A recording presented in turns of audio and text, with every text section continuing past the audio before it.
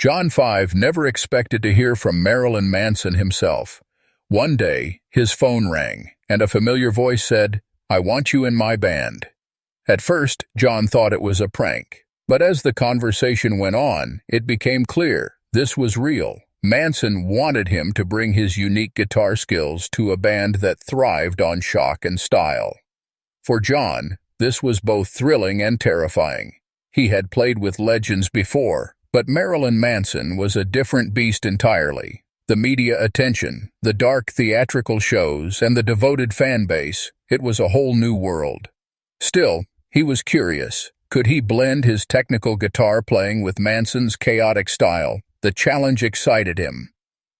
When John first walked into rehearsal, he was struck by the energy. The band's presence was magnetic, almost electric. The tension between members hinted at creativity and chaos in equal measure. In that room, John realized that this wasn't just about playing notes. It was about becoming part of a living, breathing entity that shocked the world with every performance. That first session ended with a simple thought. He was in for the ride of his life, but little did he know, the road ahead would be filled with surprises, disagreements, and moments where he truly feared the band might be over before it even began. John 5 knew that joining Marilyn Manson's band meant more than playing guitar well. It meant fitting into a very specific world. Manson's vision was dark, intense, and theatrical. Every riff, every stage move, and every note had meaning. John had to adapt quickly, learning not just songs, but the personality of the band itself. The first few shows were a trial by fire. Fans expected chaos, energy, and raw intensity. John's guitar riffs added a new dimension, but he felt the pressure. Every mistake felt magnified. Backstage, tension simmered. The band was tight-knit, protective, and sometimes critical. John had to earn their trust while keeping up with Manson's unpredictable energy. But slowly, John found his groove, his style, technical, precise, and aggressive, blended with the theatrical mayhem. He started improvising solos that surprised even Manson. The singer noticed, complimenting him with a rare smile that meant he was doing something right. Yet, despite the success, John sensed instability. Arguments over creative decisions were common. John began to notice moments where even the band seemed uncertain about their future. It was exciting, but also frightening. Could they survive the chaos, or was this a band teetering on the edge of collapse? Touring with Marilyn Manson was unlike anything John 5 had ever experienced. The stages were enormous, the crowds intense, and the energy completely unpredictable. One night, a stage prop malfunctioned, nearly injuring a crew member. The tension backstage was thick. John realized quickly that Manson demanded perfection. Any mistake wasn't just noticed, it became a story, a memory, a lesson. Fans were unforgiving, and media scrutiny added pressure. Every city brought new challenges, from technical issues to security chaos. John's adrenaline was high, but he began to feel the strain.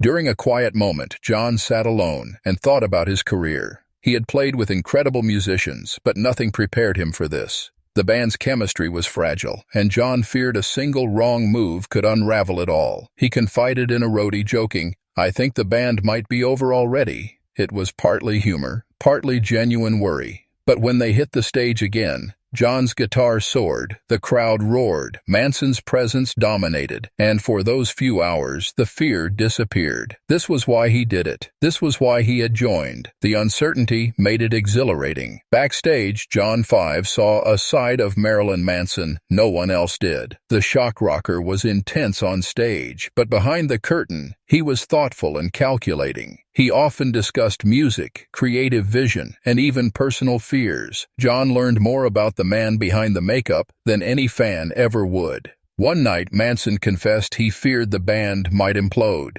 Internal disagreements, pressure from the label, and personal struggles had left him unsure. John realized that even iconic bands faced fragility. The thought that this could be the end of an era weighed heavily on both of them. John offered support, sharing stories from his own career. He reminded Manson that creative chaos often produced the best This conversation shifted John's perspective. He realized that the fear of the band being over wasn't just a fleeting thought. It was part of being in a high-stakes musical environment. When the band went into the studio, John 5 experienced Marilyn Manson's genius in full force. The songwriting sessions were chaotic yet inspiring. Manson's ideas were dark, twisted, and often absurd, but brilliant. John had to match that intensity, contributing riffs that were both aggressive and melodic. At times, creative clashes threatened to derail the sessions. John pushed for technical complexity, while Manson demanded raw emotion. Arguments flared, but in the end, they created music that neither could have achieved alone. These sessions reminded John why he joined, a chance to push boundaries and challenge himself. Even as they argued, John sometimes wondered if the band could survive the tension. The stress was immense, but so was the reward. Each song became a testament to their resilience and collaboration. One tour stop pushed the band to its limits. Exhaustion, creative differences, and external pressure caused a major fallout. John remembers sitting in the dressing room thinking, "This might be it. The band could be over." Manson and other members had a heated argument, nearly walking out. John felt powerless but knew he had to stay focused. He quietly practiced riffs, hoping his work could calm the tension. Surprisingly, music became the glue. A late-night rehearsal brought them back together, showing that despite chaos, the band was not done. John realized that near breakups were part of the journey, not the end. Playing with Manson meant understanding his theatrical persona. John 5 had to adjust not just musically but visually. From costume choices to stage movement, every detail contributed to the show. He spent hours studying Manson's past performances, learning how to complement the act. This was a new kind of discipline, one that combined music, performance, and psychology. John thrived on it, feeling like he was part of a living artwork every night. Touring opened John 5's eyes to Marilyn Manson's devoted fan base. Fans dressed in gothic attire, painted faces, and shouted lyrics with passion. Some were intense, almost frightening, but their loyalty was undeniable. John realized his contribution was now part of a larger phenomenon. Every riff, every solo was scrutinized and celebrated. The band's reputation carried a weight that John had never experienced before. Media attention brought pressure. Every interview, photo, and review was dissected. John learned to navigate criticism while staying true to his sound. Manson's band had a reputation, and he needed to maintain it.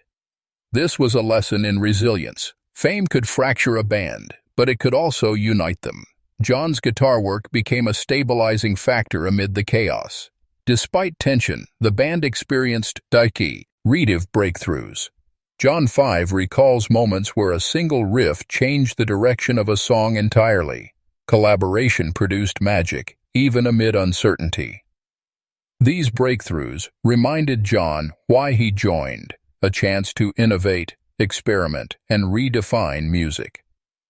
Every member occasionally feared the end. John 5 admits that there were moments where he genuinely thought the band couldn't continue. Exhaustion, clashes, and constant scrutiny made him doubt.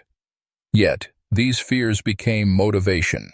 Each challenge strengthened their bond and pushed the music further. As they toured globally, John 5 embraced the chaos. Massive crowds, pyrotechnics, and unpredictable performances became routine. He learned to thrive under pressure, turning fear into energy. Manson occasionally praised John for pushing the band forward. That recognition meant everything, validating the risk he took joining a band so unpredictable. Looking back, John 5 realizes that the fear of the band ending taught him resilience, patience, and the power of collaboration. It was a wild ride, but worth every moment. John 5's time with Marilyn Manson left an indelible mark.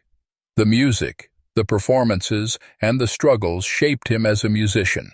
The band wasn't just surviving, it was evolving. And in chaos, John 5 found his creative home.